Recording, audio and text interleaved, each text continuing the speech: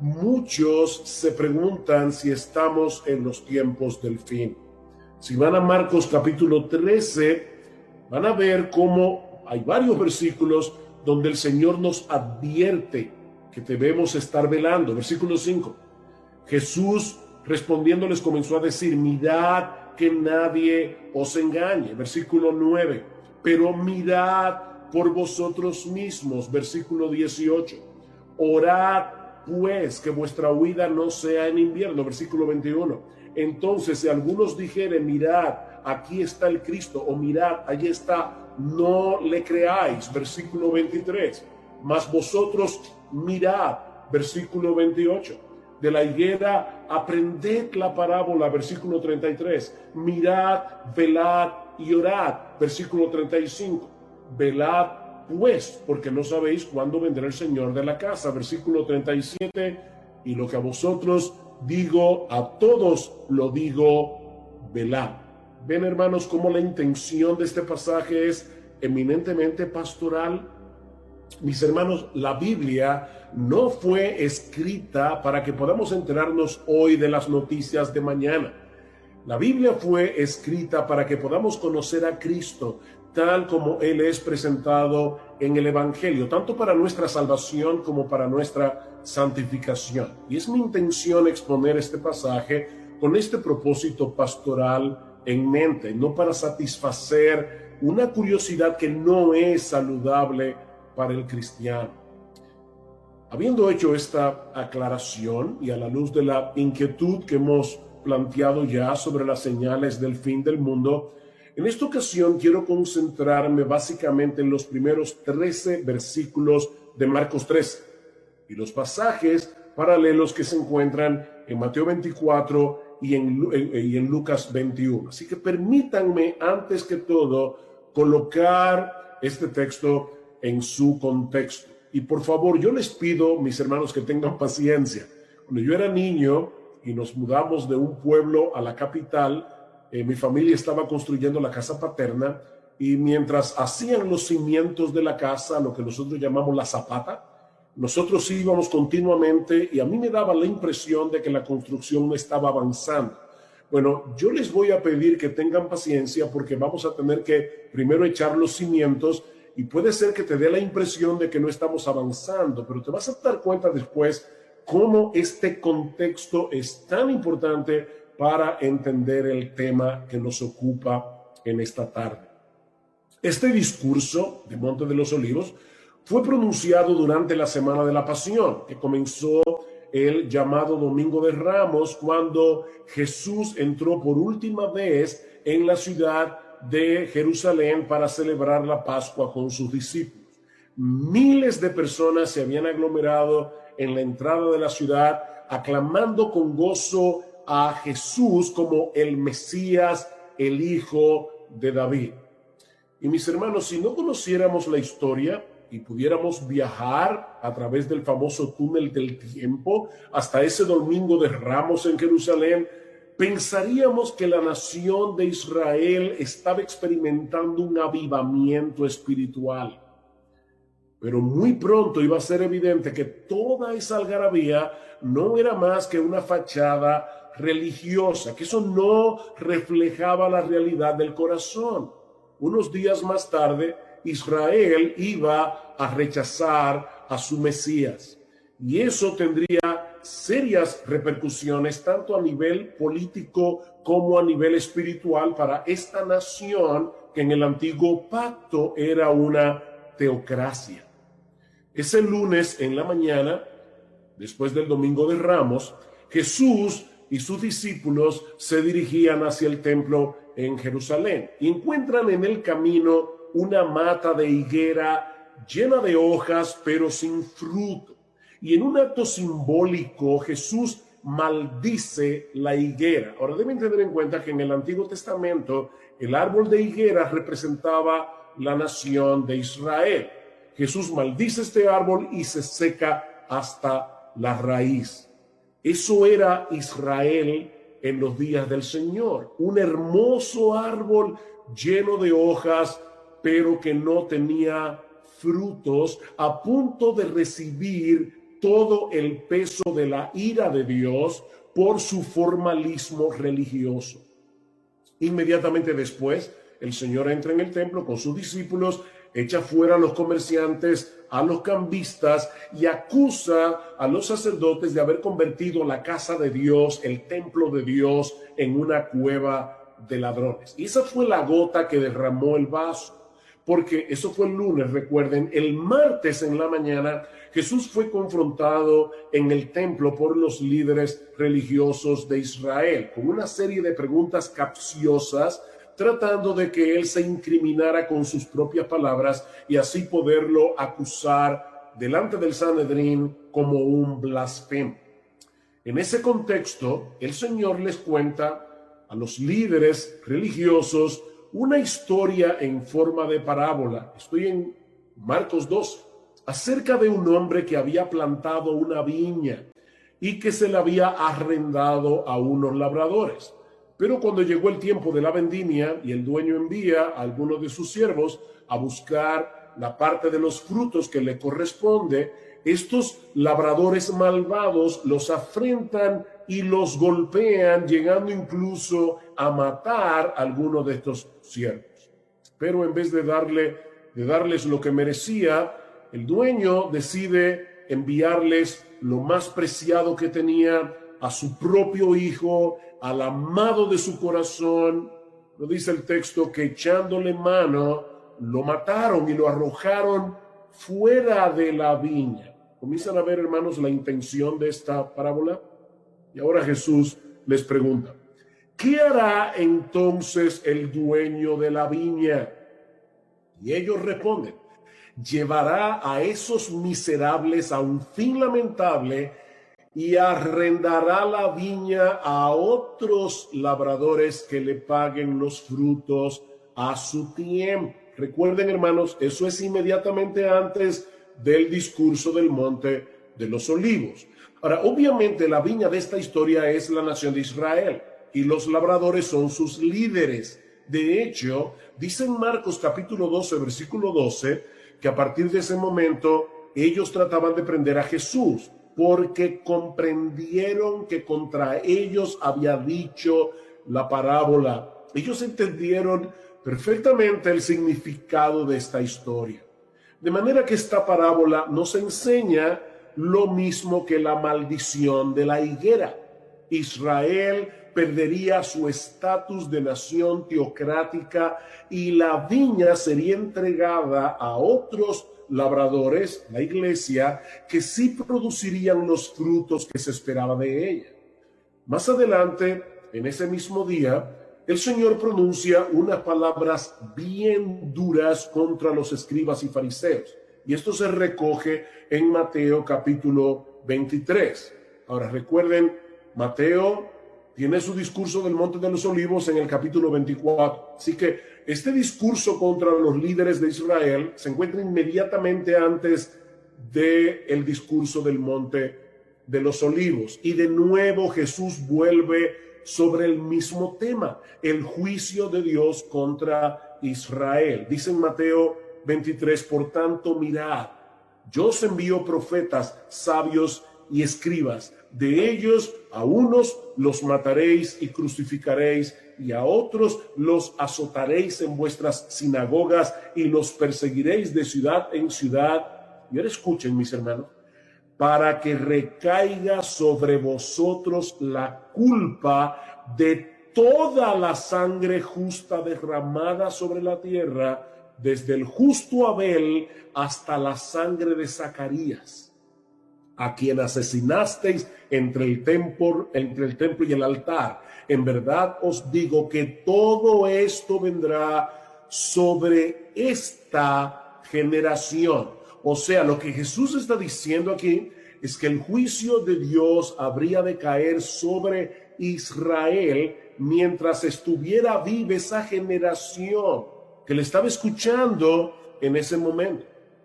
El Señor finaliza su advertencia con estas palabras, Mateo 23:37.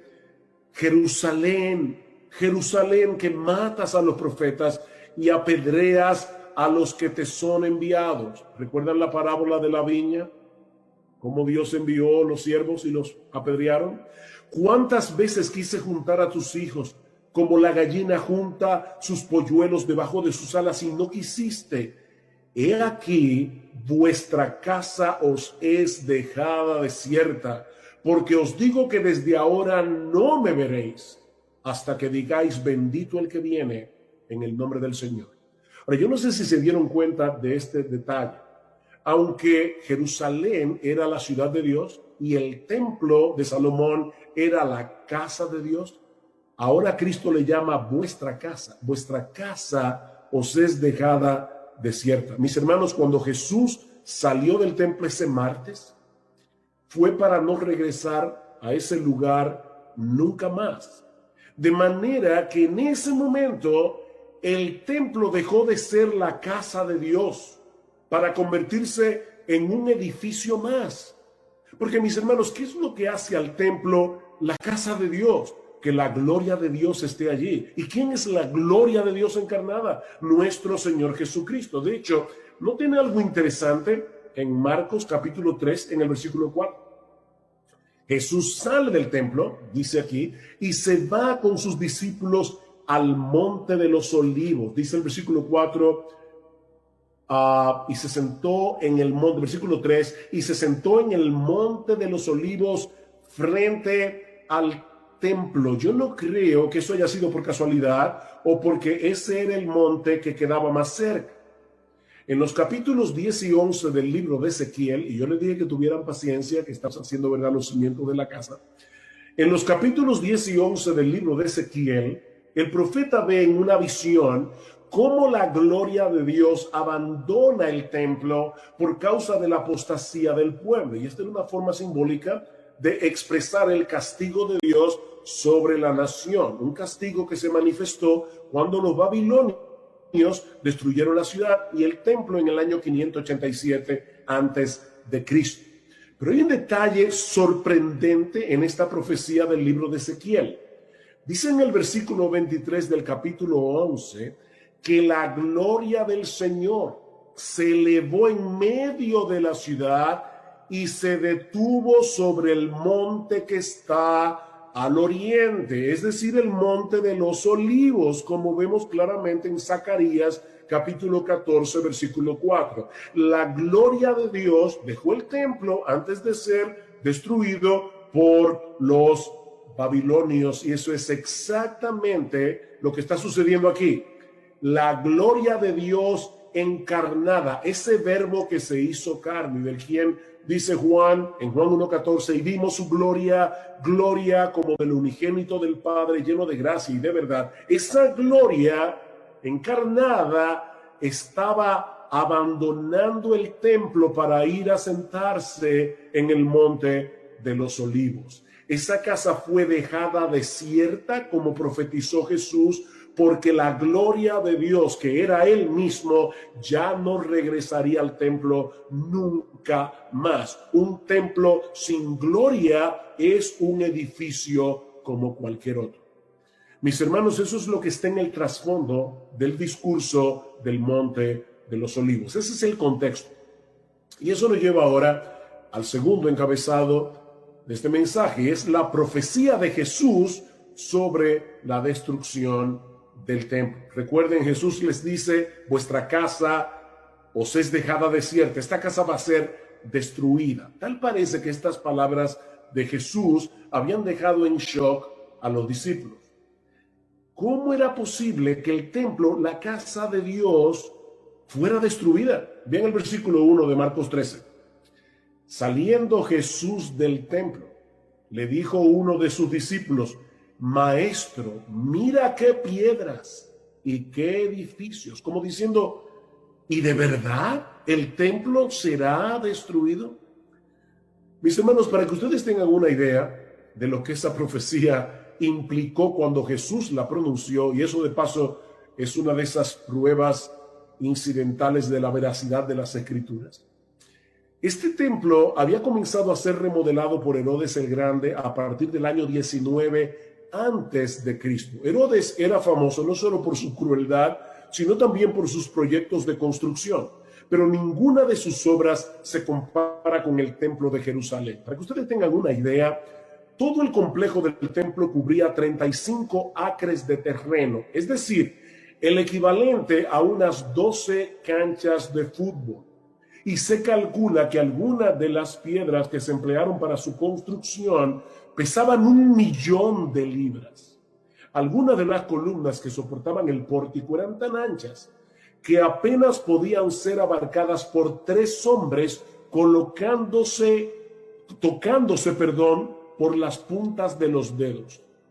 De manera que para los judíos era impensable que un edificio de esa magnitud pudiera ser destruido, aparte de que era la casa de Dios.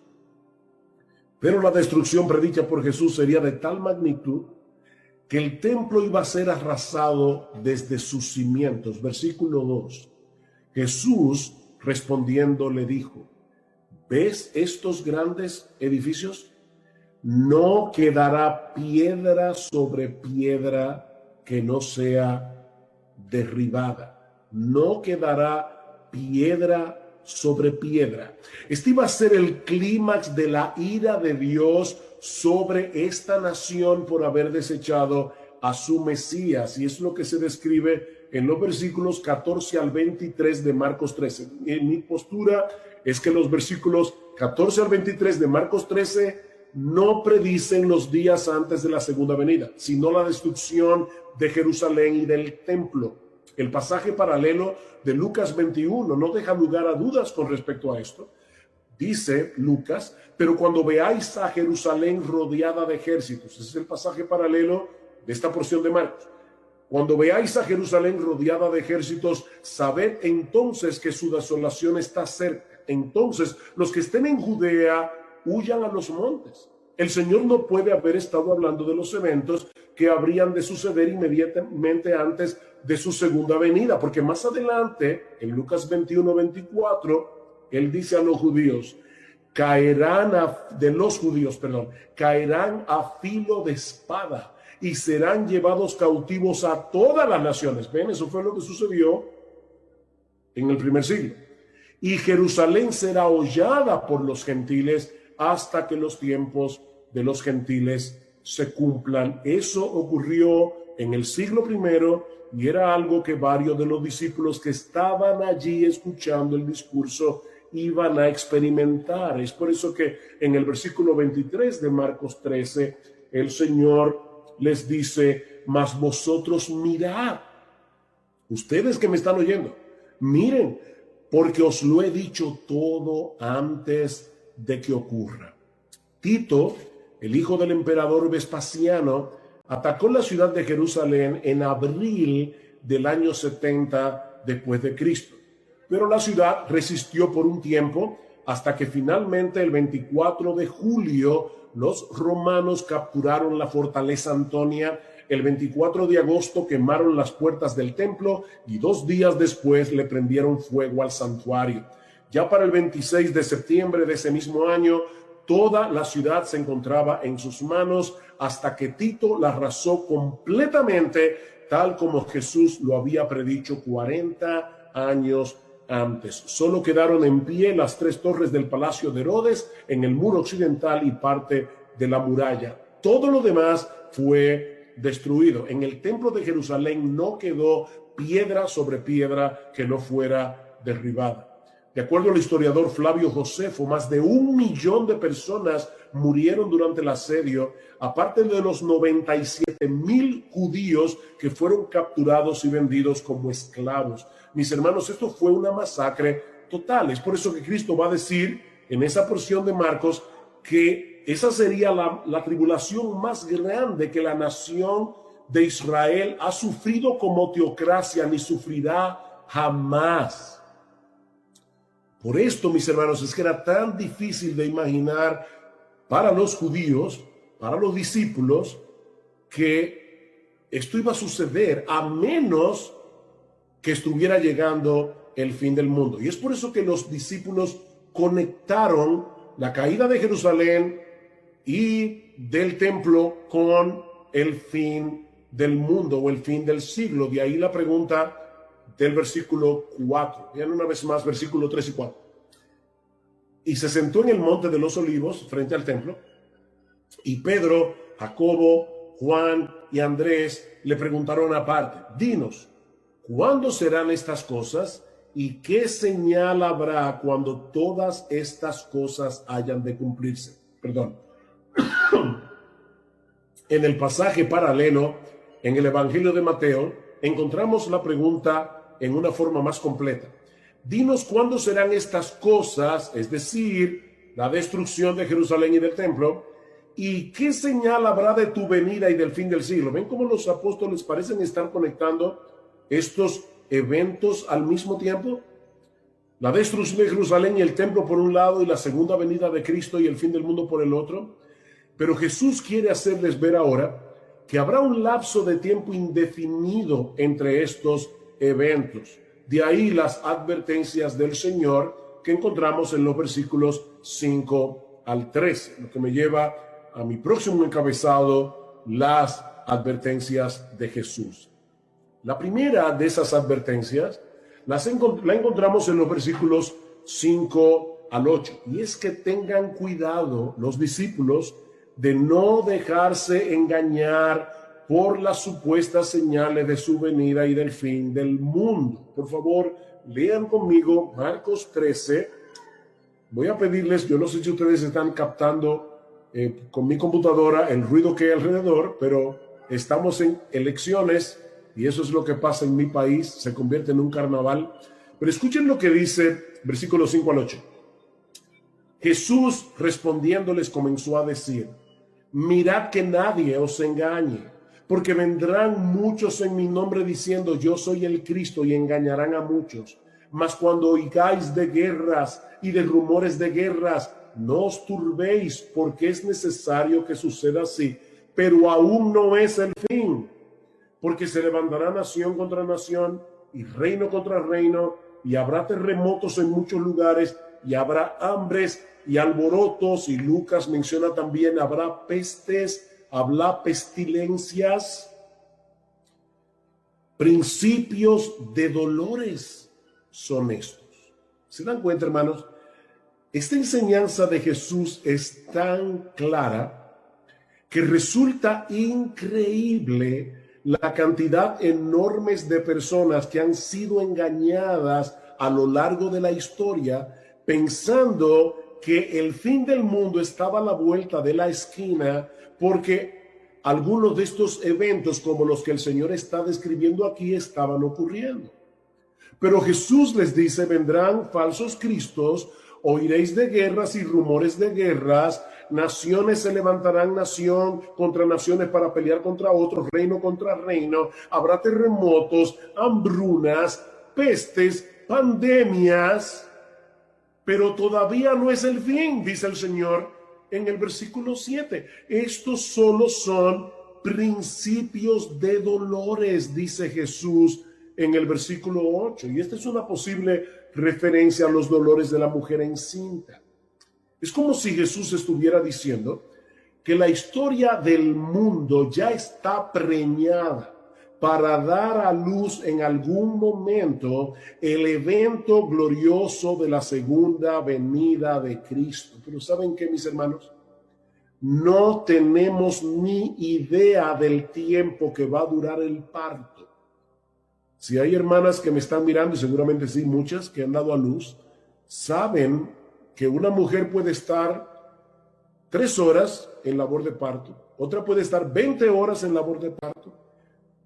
Hay hermanas que han durado hasta un día, mujeres que duran más de un día en labores de parto.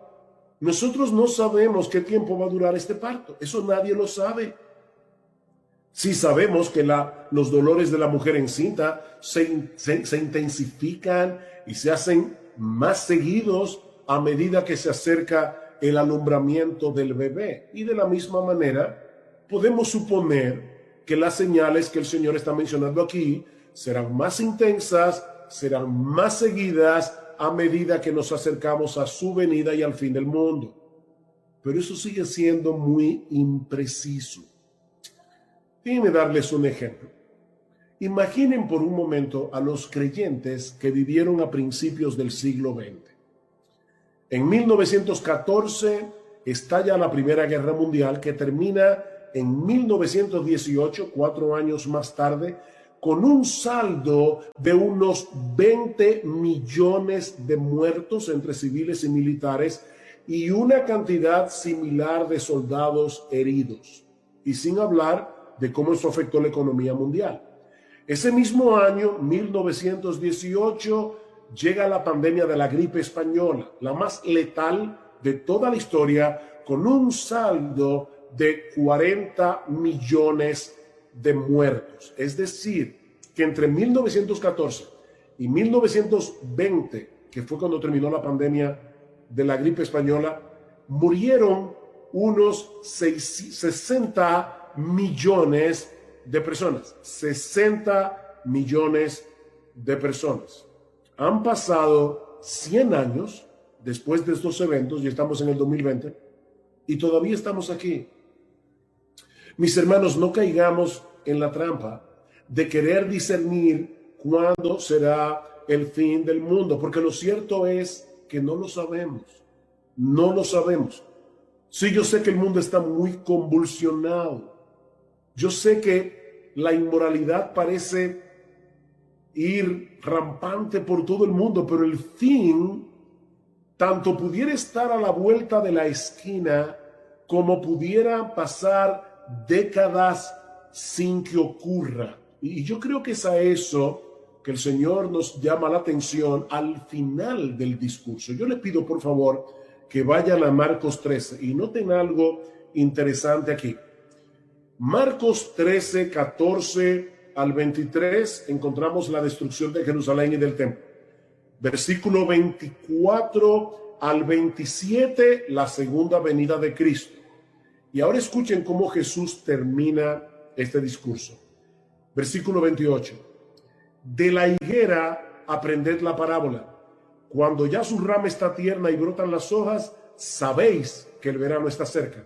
Así también vosotros, a quienes ya yo les he dicho cuáles son las señales de la destrucción de Jerusalén y del templo que ocurrió en el siglo I. Dice, así también vosotros, cuando veáis que suceden estas cosas, conoced que está cerca, a las puertas. De cierto os digo que no pasará esta generación hasta que todo esto acontezca. Ustedes que me están escuchando van a vivir esto. El cielo y la tierra pasará, pero mis palabras no pasarán. Así que los versículos 28 al 31 está hablando de los eventos del siglo I.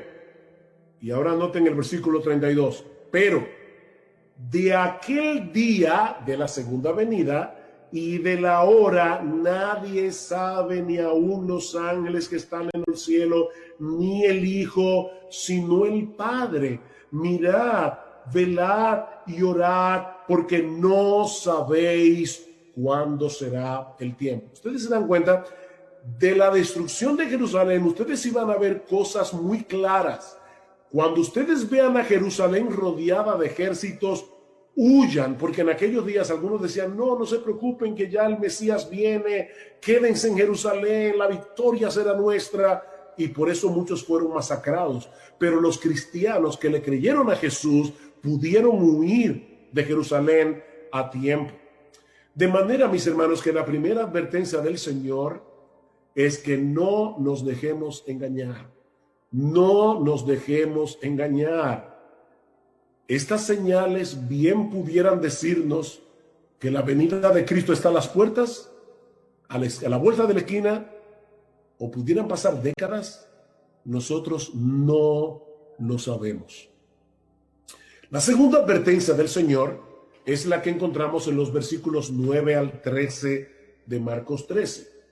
Versículo 9 al 13. Pero mirad por vosotros mismos, porque os entregarán a los concilios y en las sinagogas os azotarán y delante de gobernadores y de reyes os llevarán por causa de mí para testimonio a ellos. Y es necesario que el evangelio sea predicado antes a todas las naciones, pero cuando os trajeren para entregaros, no os preocupéis por lo que habéis de decir, ni lo penséis, sino lo que os fuere dado en aquella hora, eso hablad, porque no sois vosotros los que habláis, sino el Espíritu Santo.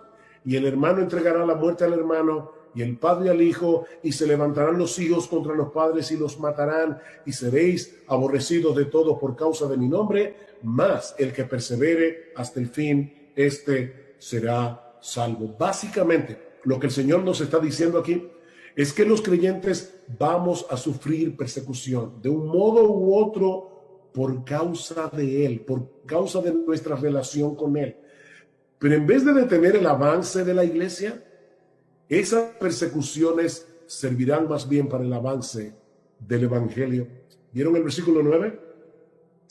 Mirad, versículo 9, por vosotros mismos, porque os entregarán a los concilios en las sinagogas, delante de los gobernadores y reyes os llevarán por causa de mí. ¿Para qué? Para testimonio a ellos. Y eso lo vemos claramente en el libro de los Hechos.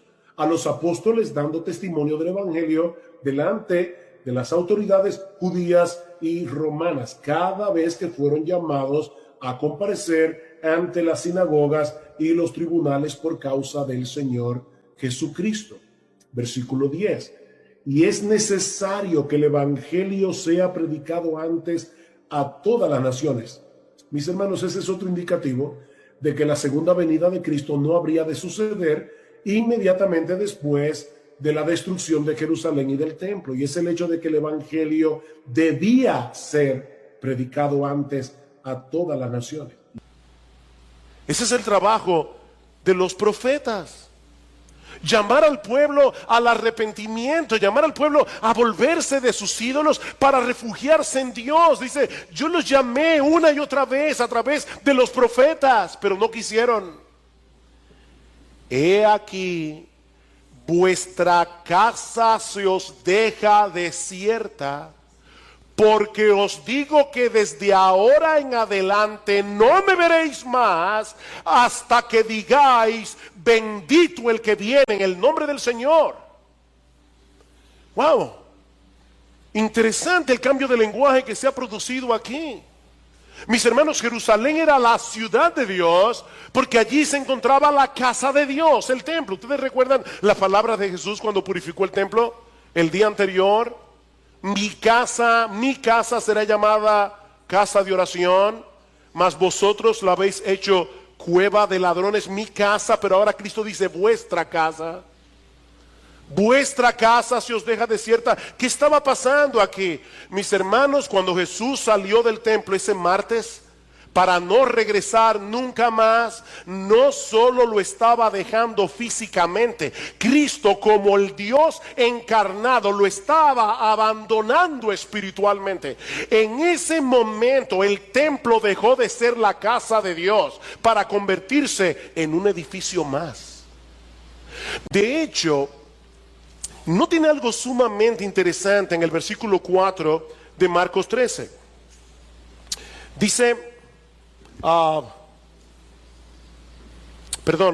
versículo 1, dice, cuando salía del templo, uno de sus discípulos le dijo, maestro, mira qué piedras y qué edificios. Jesús les dijo, ves, estos grandes edificios, no quedará piedra sobre piedra que no sea derribada. Y estando él sentado en el monte de los olivos, frente al templo, Pedro, Jacobo, Juan y Andrés le preguntaron en privado, ¿cuándo sucederá esto? ¿Dónde estaba Jesús? En el monte de los olivos. Y yo no creo que eso haya sido por casualidad o porque era el monte más cerca. En los capítulos 10 y 11 del libro de Ezequiel, el profeta ve una visión apocalíptica. Recuerden que las visiones eran bien extrañas para nosotros los occidentales, pero él ve una visión cómo la gloria de Dios abandona el templo por causa de la idolatría. Y era una forma simbólica, una visión que él estaba viendo de cómo Dios iba a castigar la nación por su pecado. Un castigo que se manifestó cuando los babilonios destruyeron la ciudad y el templo en el año 587 antes de Cristo. Ahora hay un detalle sorprendente en esta profecía del libro de Ezequiel. Dice en el versículo 23 del capítulo 11, en esa visión que él está viendo, la gloria del Señor sale del lugar santísimo, se posa en la muralla del templo Y luego dice que la gloria del Señor se elevó de en medio de la ciudad y se detuvo sobre el monte que está al oriente, es decir, el monte de los olivos, como dice en Zacarías capítulo 14 versículo 4. Así que la gloria de Dios dejó el templo y se posa en el monte de los olivos antes de ser destruido por los babilonios. Ahora, mis hermanos, déjenme hacerles una pregunta. ¿Cuál es la manifestación final y definitiva de la gloria de Dios? Hablando acerca de la encarnación de Jesús, dice en Juan capítulo 1 versículo 14, y el verbo se hizo carne y vimos su gloria, gloria como del unigénito del Padre, lleno de gracia y de verdad. Jesús es la encarnación de la gloria de Dios. Por eso es que más adelante Él va a decir, ustedes verán al Hijo de Dios viniendo con las nubes del cielo. ¿Qué se manifestaba con las nubes del cielo en el Antiguo Testamento? La gloria de Dios. Así que en ese día de la semana de la pasión, la gloria de Dios en Jesús estaba abandonando el templo para irse a sentar en el monte de los olivos. Ahora entendemos mejor las palabras de Jesús en Mateo 23. He aquí, vuestra casa se os deja desierta. ¿Por qué? Porque os digo que desde ahora en adelante no me veréis más. ¿Ven el punto?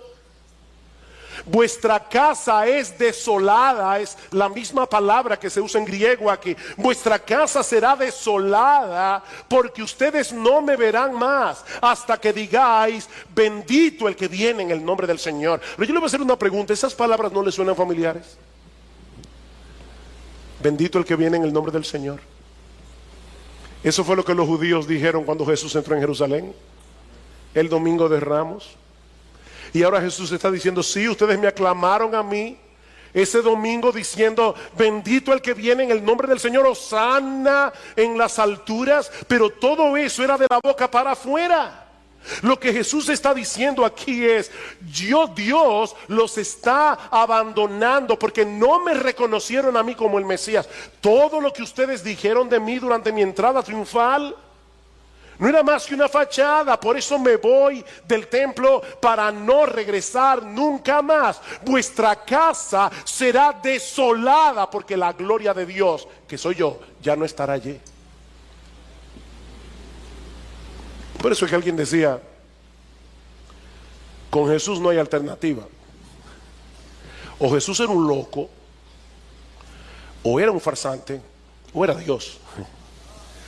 Como dice el C.S. Lewis, no me salgas con esa condescendencia hacia Jesús diciendo que era un gran hombre. No, si Jesús no era Dios, Él no era un gran hombre. Si Jesús no era Dios, era un megalómano, o estaba loco.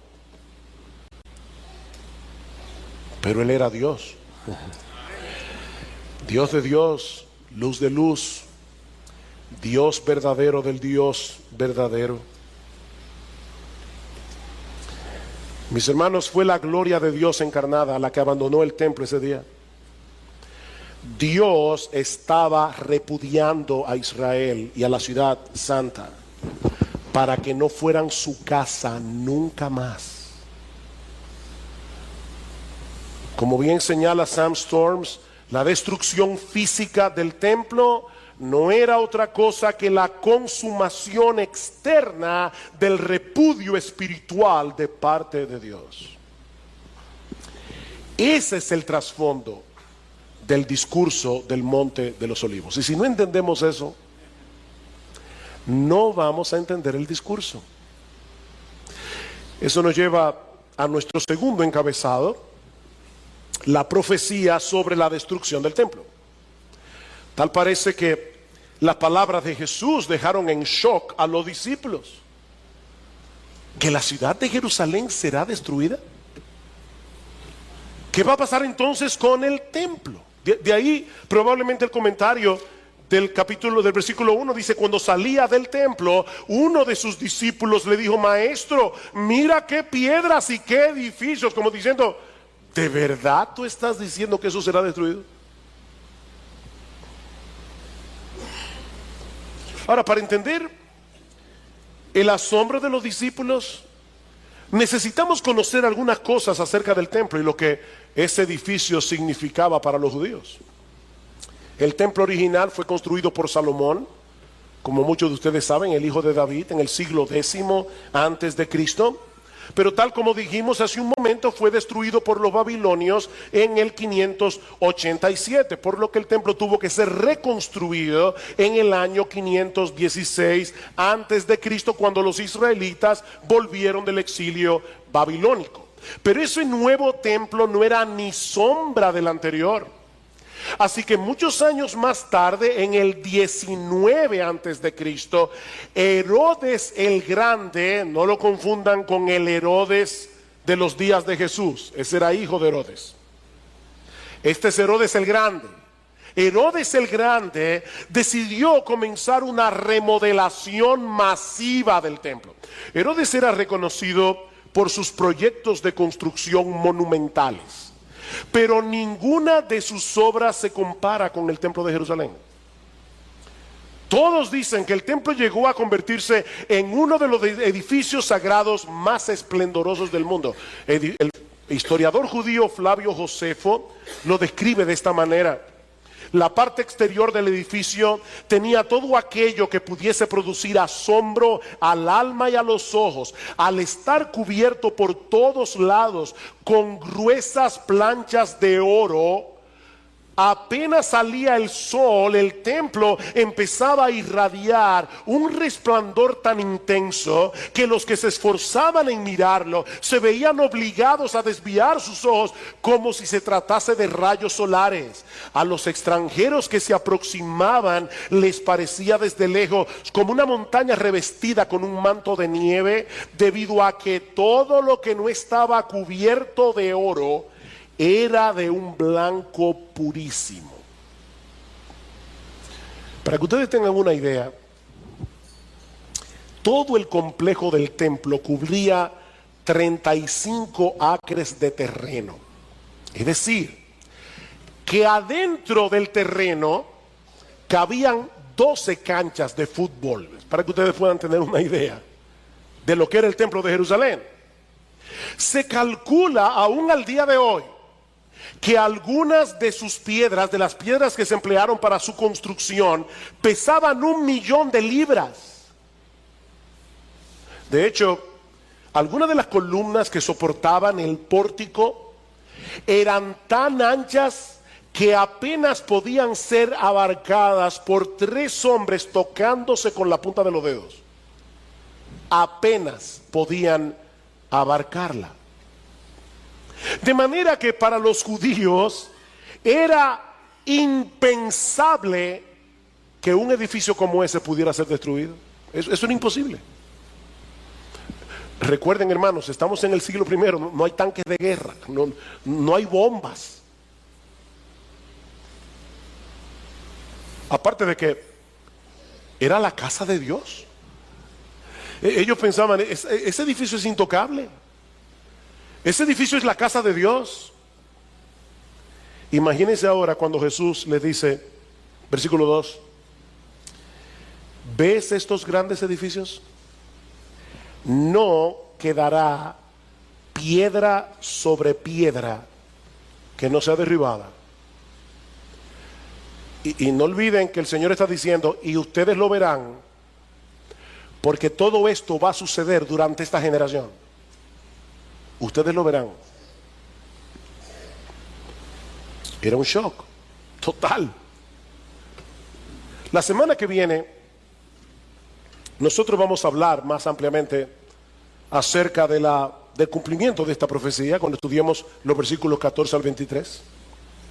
Pero lo que Jesús está describiendo aquí es una destrucción total. Él está diciendo el templo va a ser destruido hasta los cimientos. No quedará piedra sobre piedra. Y no solo el templo será destruido, toda la ciudad de Jerusalén será destruida. Ese será el clímax de la ira de Dios sobre esta nación por haber desechado a su Mesías. Por eso les decía hace un momento, Israel estaba a punto de suicidarse como nación. En Lucas, el pasaje paralelo, lo describe de esta manera. Recuerden la pregunta de los discípulos: ¿cuándo va a suceder esto? En Lucas 21 el Señor les dice: cuando veáis a Jerusalén rodeada de ejércitos, sabed entonces que su desolación está cerca. Es la misma palabra de Mateo 23:38 cuando dice: vuestra casa se os deja desierta. Ahora está diciendo: cuando veáis a Jerusalén rodeada de ejércitos, sabed que la destrucción está cerca. Por eso los que estén en Judea huyan a los montes. ¿Saben que los historiadores se extrañan? Porque eso lo vamos a ver más ampliamente la semana que viene. Estoy aquí tratando de no meterme más allá, pero es difícil aguantar la tentación. ¿Saben que los historiadores se extrañan? Porque muchos judíos, casi la población entera, fue arrasada por Tito, por los romanos en el año 70. Pero muy pocos cristianos murieron, muy pocos. ¿Saben por qué? Porque ellos tomaron en serio las palabras de Jesús. Y cuando ellos vieron el ejército de Vespasiano, comandado por Tito su hijo, ellos no le hicieron caso a los que decían: no se preocupen, que ya Cristo viene, ya la salvación está cerca, no se vayan de Jerusalén, nosotros vamos a resistir como hombres. Dijo: no, nuestro Señor nos dijo que huyamos a los montes. Y se salvaron. La mayoría de los cristianos huyan a los montes, y los que estén en medio de la ciudad, aléjense, y los que estén en los campos, no entren en la ciudad, porque estos son días de venganza, para que se cumplan todas las cosas que están escritas. Ay de las que estén encintas y de las que estén criando en aquellos días, porque habrá una gran calamidad sobre la tierra e ira sobre este pueblo, y caerán a filo de espada y serán llevados cautivos a todas las naciones, y Jerusalén será hollada por los gentiles hasta que los tiempos de los gentiles se cumplan. Esa profecía se cumplió tan literalmente que hasta Sosúa llegaron los judíos. Serán llevados cautivos a todas las naciones.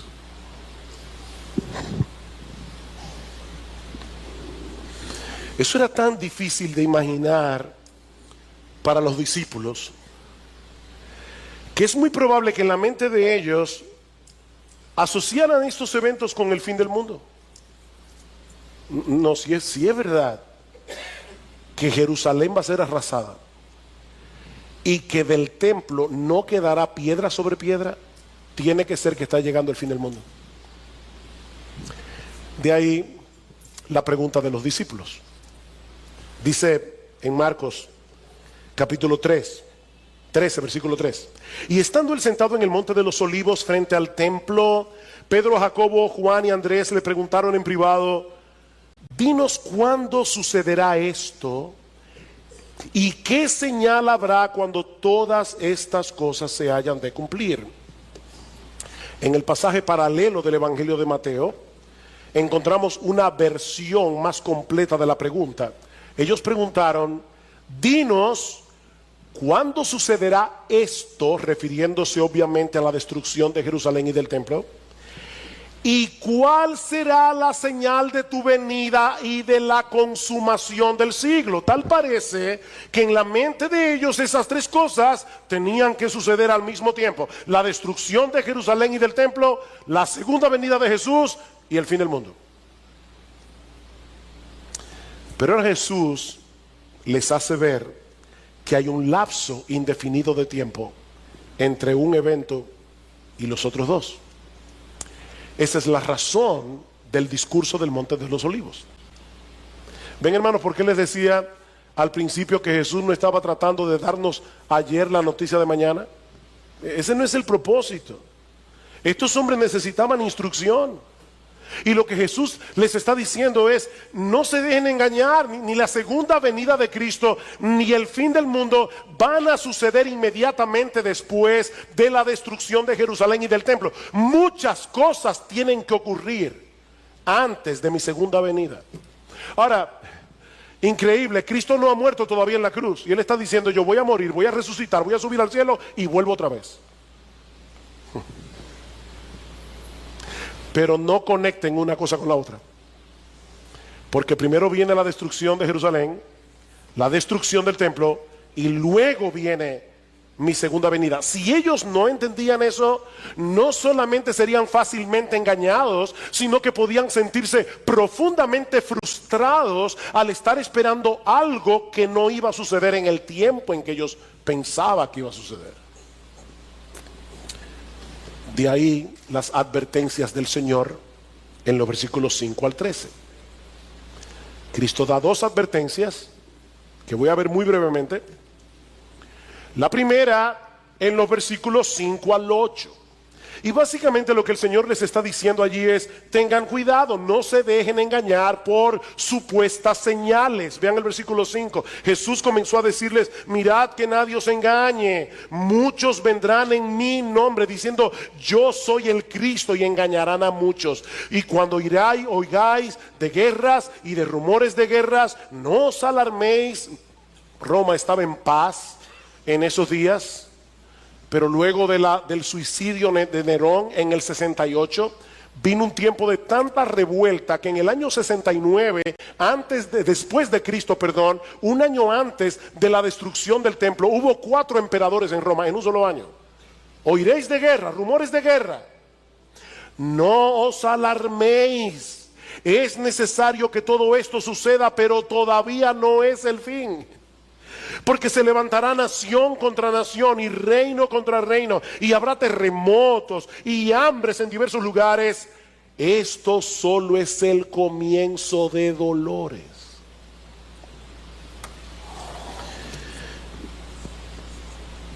La enseñanza de Jesús es tan clara en este pasaje que no deja de ser increíble que a lo largo de los siglos tantas personas hayan sido engañadas creyendo que ciertos eventos son señales del fin cuando no lo son.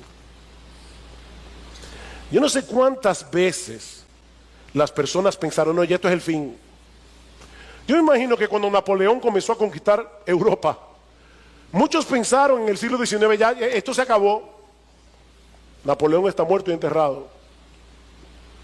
Primera Guerra Mundial, eso fue horrible.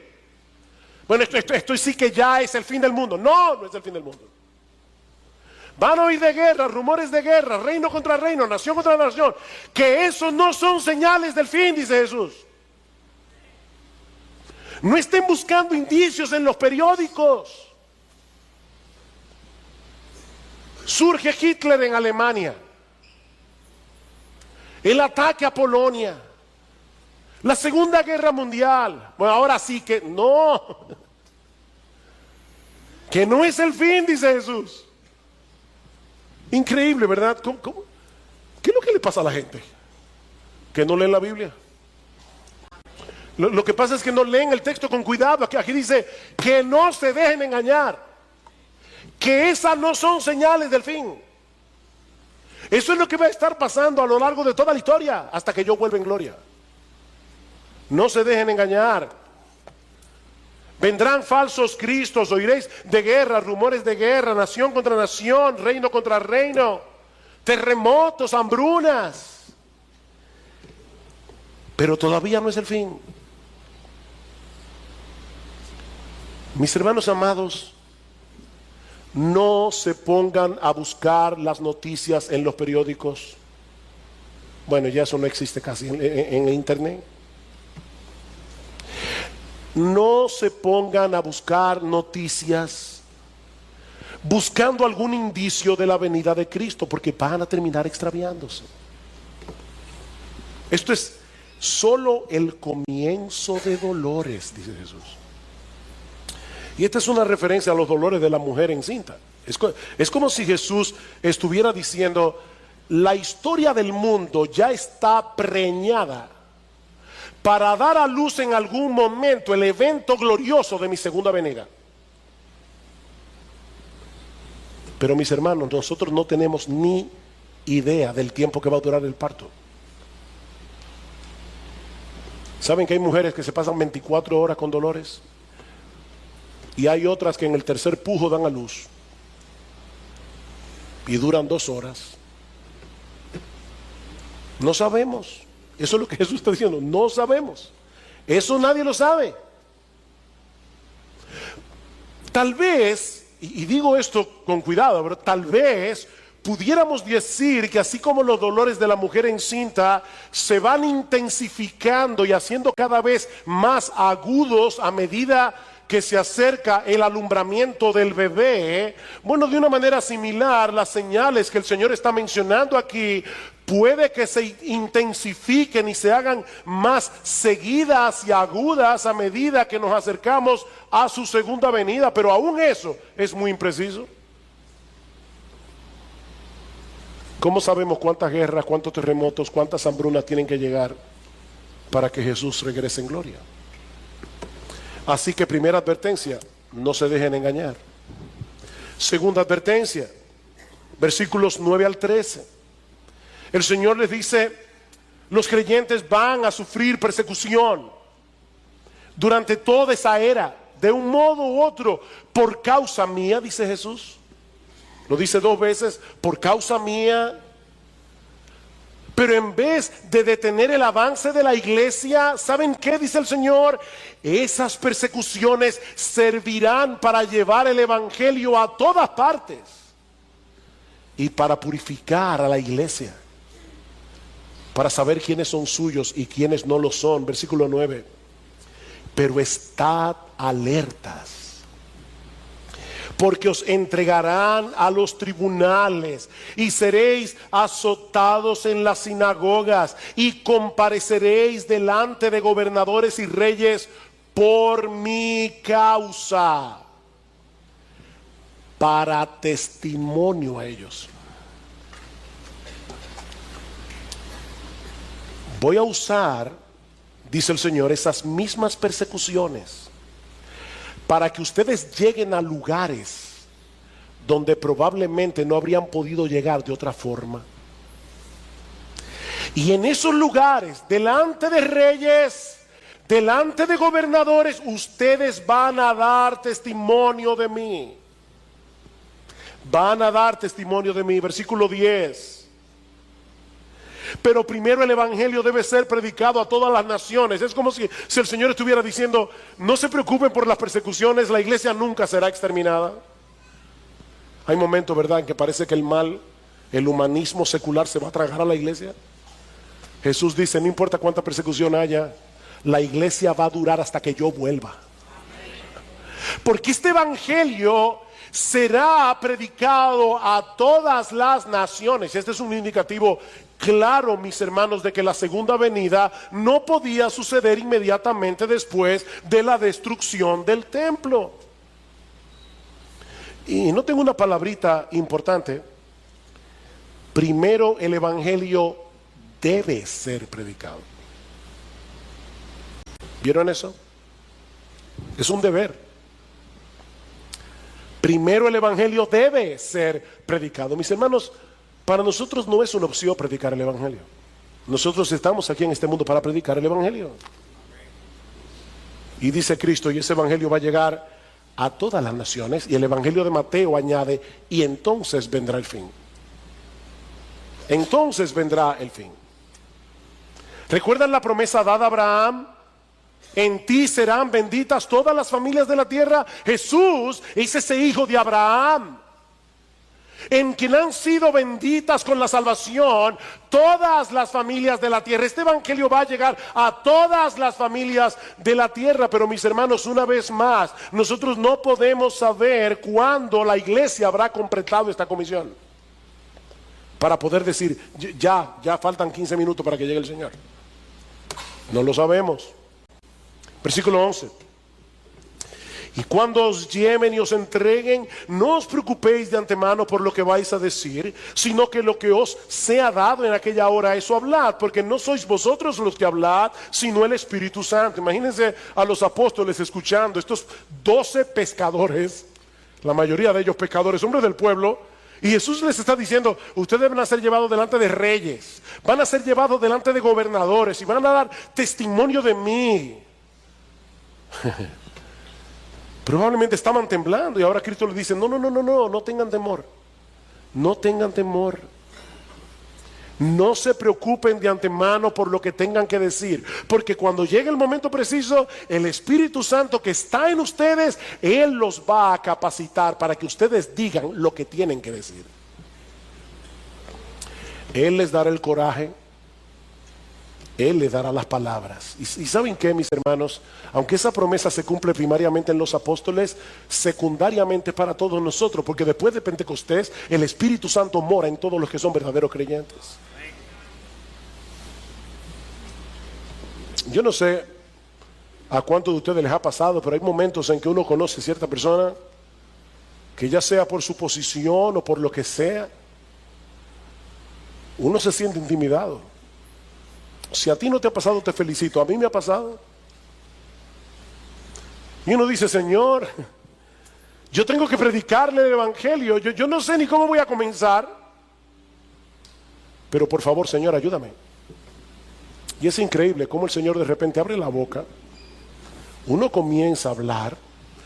Y yo no sé si a ti te ha pasado esto que yo he experimentado, pero hay momentos que yo me pregunto: ¿y soy yo que estoy hablando?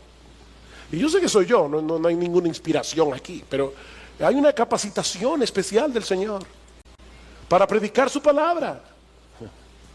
Así que no tengan temor. No tengan temor. Versículo 12. Y el hermano entregará la muerte al hermano, y el padre al hijo, y los hijos se levantarán contra los padres y les causarán la muerte, y seréis odiados de todos por causa de mi nombre.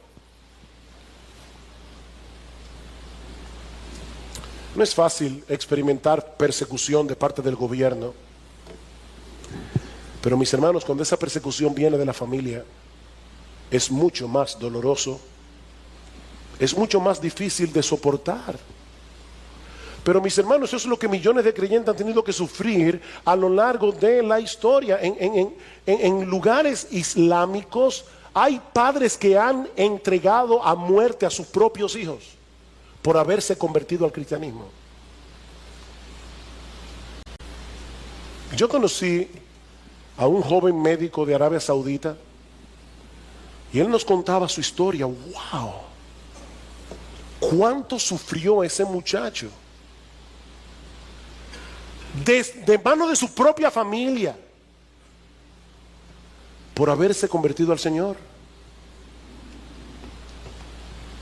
Y noten que Jesús no está hablando aquí de un simple rechazo de parte de los miembros de la familia. No, es mucho más que eso. Jesús está diciendo aquí que el aborrecimiento del mundo hacia Él es tan profundo que por causa de nuestra identificación con Él, dice: seréis aborrecidos de todo por causa mía. Dicen aquellos lugares y momentos donde el evangelio es ilegal, donde ser cristiano es ilegal, el hermano entregará la muerte al hermano, el padre al hijo, los hijos se levantarán contra los padres y los harán morir. ¡Wow! Siempre se ha dicho, ¿verdad?, que la sangre pesa más que el agua, refiriéndose a la inclinación natural que sentimos hacia los miembros de nuestra propia familia, sobre todo la familia inmediata. Pero Jesús nos está diciendo en este texto que el aborrecimiento que el mundo siente hacia Él puede llegar a quebrantar esos lazos de amor y convertirse en rechazo y aborrecimiento, simplemente porque somos cristianos. Y es importante que subraye esto, porque una persona puede ser aborrecida porque es un imprudente. Yo cometí muchas imprudencias, sobre todo cuando estaba acabado de convertir. Me acuerdo predicándole a mi mamá de una manera tal, recién convertido, que mi mamá me dijo: si tú sigues hablándome de esa manera te voy a dar una galleta. Y para aquellos que no saben lo que es una galleta, porque lo están viendo por internet y están en otros países, no es una galletica de chocolate, es una bofetada. Ahora, ¿saben que yo me lo gané? Yo no siempre he sido prudente predicando el evangelio y me avergüenzo de eso. Pero por más prudente que tú seas, vas a ser rechazado. Mi hermano, tú sigues a un Salvador que fue crucificado. Tú sigues a un Salvador que fue clavado en una cruz. Tú no puedes esperar que el mundo te trate mejor de lo que lo trató a él. Tú eres cristiano, tú llevas contigo el nombre de Cristo. Si el mundo os aborrece, dice Jesús, sabed que a mí me ha aborrecido antes que a vosotros. Si ustedes fueran del mundo, el mundo amaría los suyos. Al mundo le encanta la pompa, qué tipo más inteligente, qué tipo más brillante. Dice, miren, si ustedes fueran del mundo, el mundo los amaría, pero ustedes son míos y por eso el mundo los va a aborrecer. Seréis aborrecidos de todos por causa de mi nombre, pero el que persevere hasta el fin, ese será salvo. El que persevere hasta el fin. Por eso decía al principio, las persecuciones purifican la iglesia, porque sirven para separar a los verdaderos creyentes de lo que no lo son. Dice Cristo, el reino de los cielos se hace fuerte y solo los violentos lo arrebatan. El cristianismo no es para blandengues, no lo es.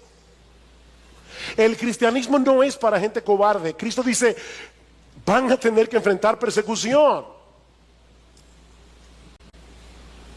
De hecho, en la parábola del sembrador, en Lucas capítulo 8, versículo 13, Cristo mismo dice, hay personas que creen por algún tiempo, pero en el tiempo de la prueba se apartan, no lo aguantan.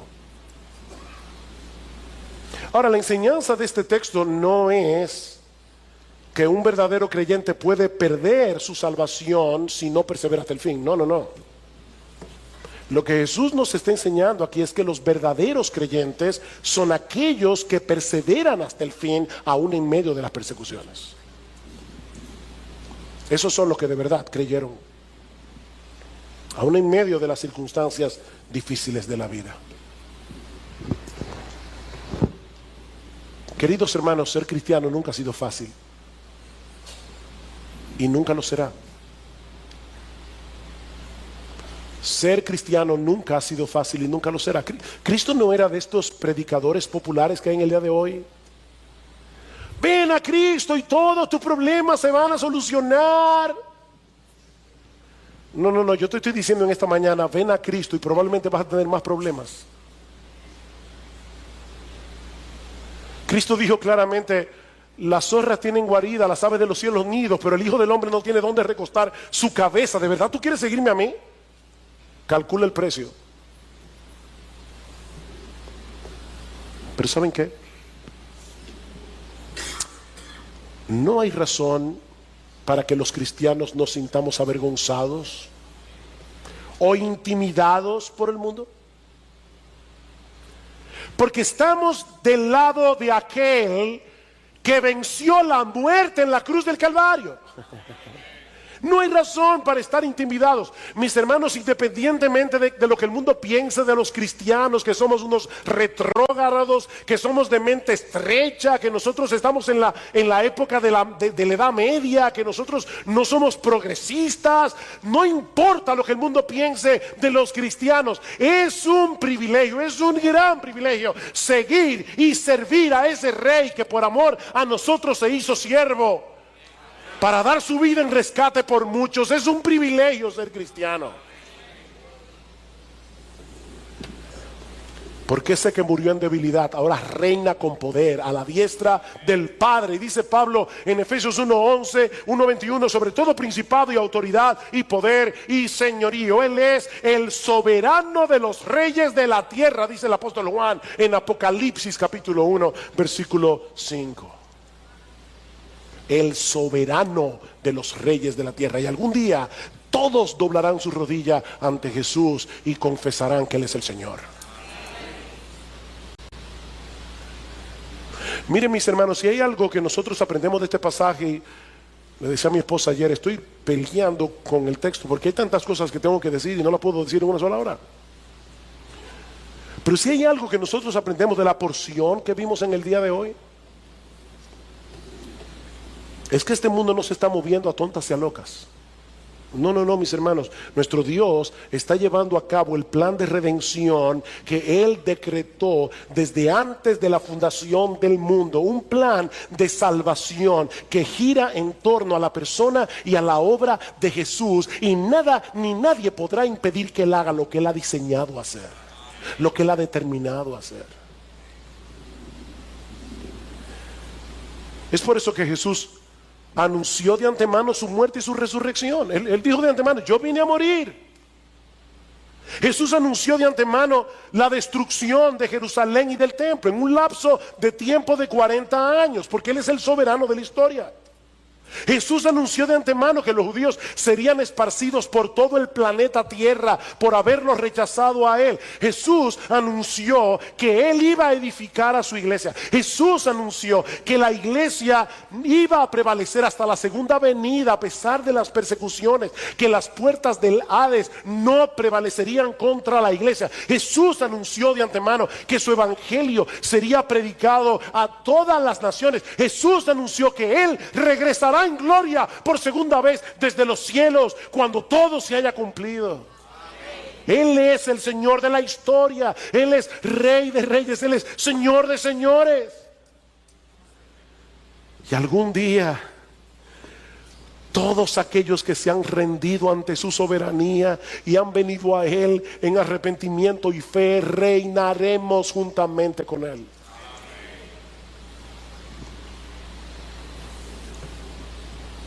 Mi amigo, ¿de qué lado estarás tú ese día? ¿De qué lado estarás tú ese día? ¿Te has rendido a sus pies, reconociendo tus pecados, confiando en la obra de salvación que Él hizo en la cruz del Calvario? No en tu propia justicia, no en tu propia decencia, no en tu propia moral. Has venido a Cristo en arrepentimiento, confiando en su obra de redención, cuando Él derramó su sangre para lavarnos de nuestros pecados. De tal manera que hoy tú puedes decir con toda certeza y a boca llena que Jesús es tu Señor, no el del otro, tu Señor.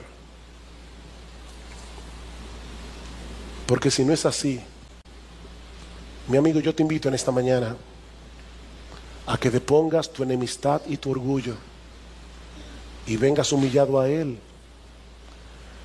Porque no hay manera de ganar esta batalla contra aquel que venció la muerte y reina con poder a la diestra del Padre. No hay manera de ganar esta batalla. Ven a Cristo, mi amigo, y ven ahora, cuando todavía estás a tiempo de arreglar tus cuentas con Él.